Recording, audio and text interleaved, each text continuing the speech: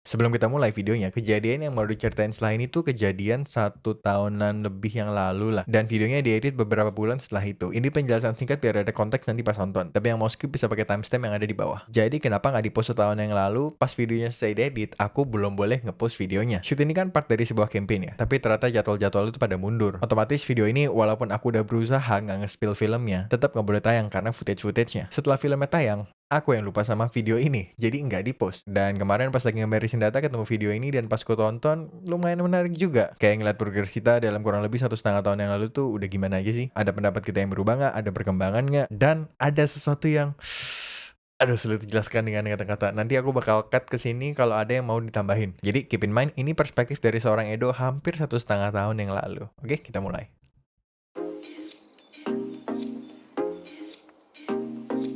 Hai semuanya, ini Edo. Di video kali ini kita mau ngomongin shoot interview dadakan. Mulai dari proses persiapan, shoot, hambatan yang dialami, kegagalan, dan apa aja yang bisa kita pelajarin dari sini. Jadi ceritanya ini sekitar Maret akhir. Kurang lebih aku dikontak sekitar 2-3 hari lah sebelum wawancara ini tuh di shoot. Singkat cerita dari hasil brief dan ngobrol-ngobrol, kesimpulannya tuh gini. Tanggal dan jam udah fix. Kita akan start dari pagi gitu. Lokasi belum ada tempat yang fix, tapi udah dikasih gambaran referensi lokasi sebelumnya yang dipakai. Daripada gambaran, sebenarnya lebih tepat kalau dibilang tuh dikasih preview dikit hasil dari interview sebelumnya yang masih dalam campaign atau promosi yang sama lah. Jadi intinya akan di-shoot di studio gitu dan maunya kayak gini. Jadi udah clear nih. Jumlah orang yang di interview ada 4, tapi di interviewnya satu-satu gitu, jadi nggak bareng-bareng. Framing yang diinginkan juga udah dikasih contoh, kayak preview yang tadi juga. Secara teknis requestnya tuh cuman kita perlu 1 kamera, soalnya mau 1 angle aja, terus 1 live mic, 1 tripod.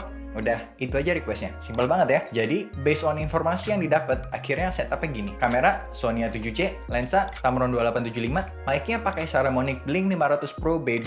Ini mantap juga nih mic-nya. Ntar dibahas dikit kenapa. Monitor buat memonitor, headphone buat ngemonitor audio, dan lampu kecil buat jaga-jaga in case studionya terlalu gelap atau kalau perlu backlight tambahan dikit ya buat gitu-gitulah. Nah, alangkah baiknya kalau semua berjalan sesuai rencana ya. Alangkah baiknya.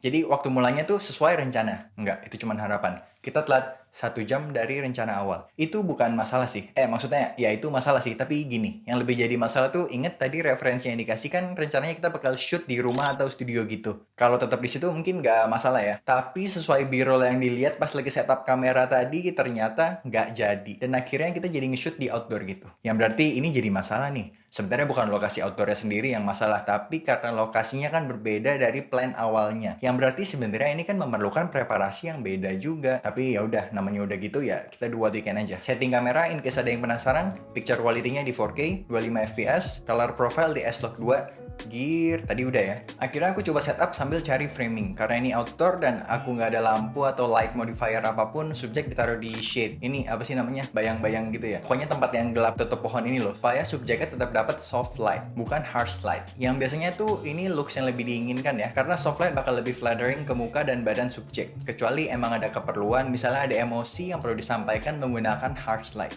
Ya silahkan. Tapi pada umumnya kalau emang nggak ada tujuan tertentu dan mau subjeknya kelihatan lebih cantik, ya pakai soft light aja mendingan. Posisi subjek ada di sisi kanan kamera dan menghadap ke kiri. Ini based on referensi interview yang dilakukan sebelum ini, biar nggak belang. Interviewer ada di sisi kiri kamera, jadi ini kamera, interviewee, dan interviewer. Ini semua diatur biar punya eye level yang sama ya. Setelah semua digabung, pas interviewee berinteraksi dengan interviewer di kamera tuh kelihatannya kurang lebih kayak begini.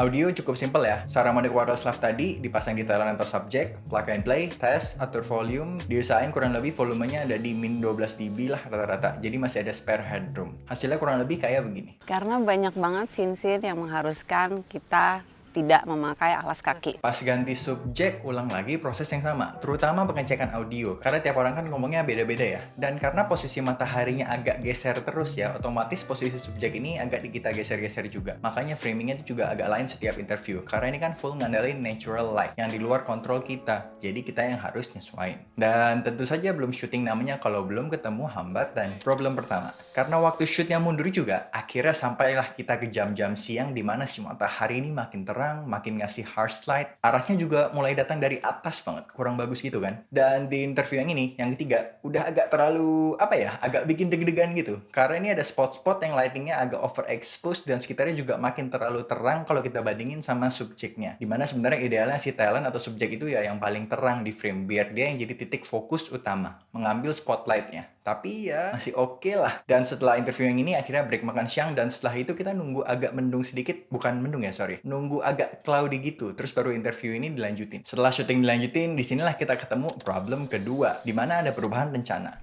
Lagi. Karena ini ternyata lebih proper. Jadi mungkin ada beberapa take interview yang kurang proper sebelumnya. Kan ada banyak. Jadi mungkin ada yang buru-buru. Akhirnya jadi pengen ngulang interview yang kemarin udah dilakuin di sini. Tapi masalahnya perlu ada 2 orang in frame di waktu yang sama. Untungnya Saramonic Blink 500 Pro B2 yang kita pakai kali ini adalah suatu wireless mic dengan 2 transmitter dan 1 receiver. Jadi kita bisa ngerekam 2 orang yang ngomong dalam waktu yang sama dengan nyaman banget. Nggak cuman itu, wireless lav mic ini juga bisa di setel mono. Jadi masing-masing kita rekam ke channel yang berbeda. Yang satu di left, satu di right. Jadi kalau di playback tuh hasilnya kurang lebih kayak begini. Biasanya filmmaker itu membuat sesuatu, Terlibat, iya, karena kami Charles pun terlibat. Jadi materinya itu harus dia kenal. Filmmaker yang baik itu biasanya membuat sesuatu. reading, masuk reading misalnya. Dari reading, Ini mantep banget. Soalnya berarti kita bisa ngedit audionya secara terpisah. Jadi masing-masing diedit sendiri, terus baru terakhirnya digabungin. Enak banget kan? Jadi kalau audio udah kelar diedit masing-masing bisa dijadiin stereo balik lagi. Jadi semuanya keluar di sisi kiri dan kanan. Tapi dari sudut pandang yang sebetulnya, biasanya filmmaker itu membuat sesuatu, terlibat, iya, karena kami Charles pun terlibat. Jadi kita materinya itu harus dia kenal. Filmmaker yang baik itu biasanya membuat sesuatu. reading, masuk reading misalnya. Dari reading, kita semuanya ada duduk bareng. Terus selesai deh. Ya, hampir aja kita gagal ngerekam yang ini.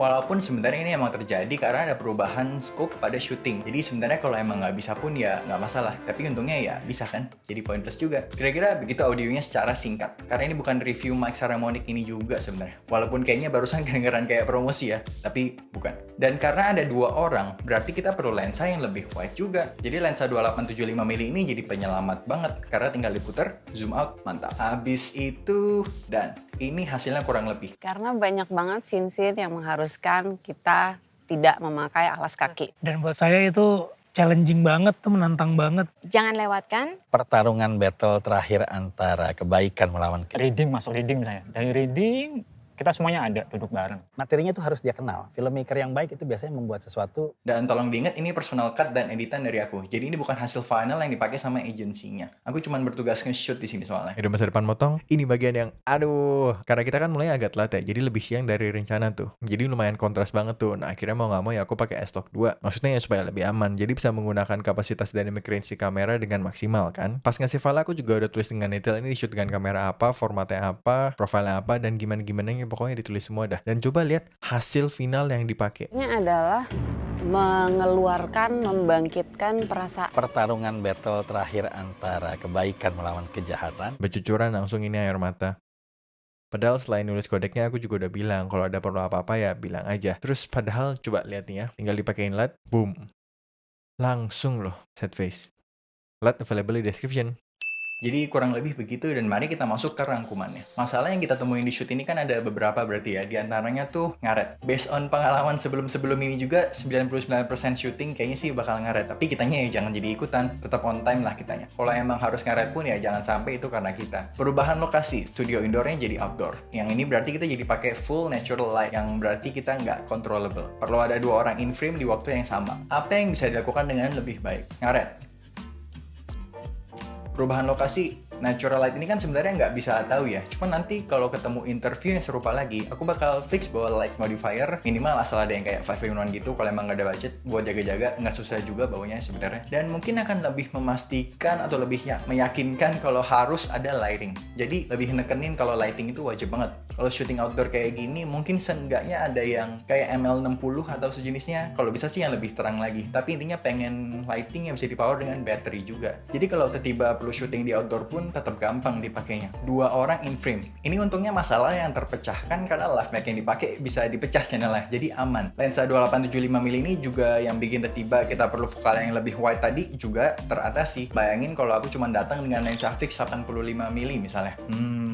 Intinya mengutip Mas Benjamin Franklin, if you fail to plan, you are planning to fail. Karena seperti yang dilihat, walaupun aku udah prepare lebih, di konteks ini aku udah menyiapkan lebih dari sisi pemilihan lensa cadangan yang akhirnya nggak kepake juga memang. Jadi cuma pakai lensa Tamron itu, terus lampu kecil, audio dengan 2 transmitter instead of 1, tapi ternyata tetap ada aja yang kurang kan. Apalagi kalau yang kayak gini-gini tuh kita nggak pikirin sama sekali dari awal. Pasti bakal lebih banyak lagi yang kurang. Dan kalau menurut aku sih rasanya ya itu tugas kita memang untuk mikirin yang kayak gitu-gitu. Dan ngasih tahu ke yang hire kita kalau ternyata emang mereka tuh perlu lebih dari yang mereka kira kalau pengen mencapai hasil tertentu. Ternyata perlu ini, soalnya mau itu, dan lain-lain. Sambil mengedukasi atau menjelaskan juga pastinya alasan-alasannya. Karena sebenarnya kita yang di-hire sebagai profesional untuk mengerjakan hal itu. Jadi ya kerjalah dengan profesional. Ya, at least aku selalu berusaha begitu. Tapi kalau emang nggak perlu ya nggak usah. Dan di sini kan aku berarti juga belajar dari pengalaman dan jadi bisa memberikan hasil yang lebih baik ke depannya. Dan begitu juga di syuting berikutnya, praktek, belajar, dan ya ngulang gitu terus. Ini yang nantinya mungkin disebut jam terbang atau pengalaman juga kan. Itu. Jadi video yang barusan itu sengaja nggak ada yang diubah dari 1 tahun yang lalu ini. Nggak ada extra cut, grading apapun yang diubah, nggak ada sama sekali. Karena ya aku pengen ngeliat progres yang untungnya selain berat badan nih, kelihatan juga ada banyak hal yang ada progresnya juga ya. Soalnya kadang kita sendiri kan ngerasa kita tuh kok gini-gini aja ya, nggak ada kemajuan. Padahal tiap hari udah belajar melulu, udah latihan melulu, tapi kenapa gini-gini aja? Nah, tapi pas kita ngeliat ke belakang gini, nonton kayak baru berasa, oh ternyata progresku lumayan juga nih. Dan setahunan yang lalu ini kayaknya salah satu momen awal-awal pertama kali aku pakai wireless mic yang bisa dipecah stereo gitu. Seru juga dilihat reaksinya dulu ya. Dan masih ku post juga karena secara overall pesan yang ada di video memang masih berlaku dan udah ku praktekin juga ke diri sendiri. Itu aja video kali ini. Sampai ketemu di video berikutnya. Bye.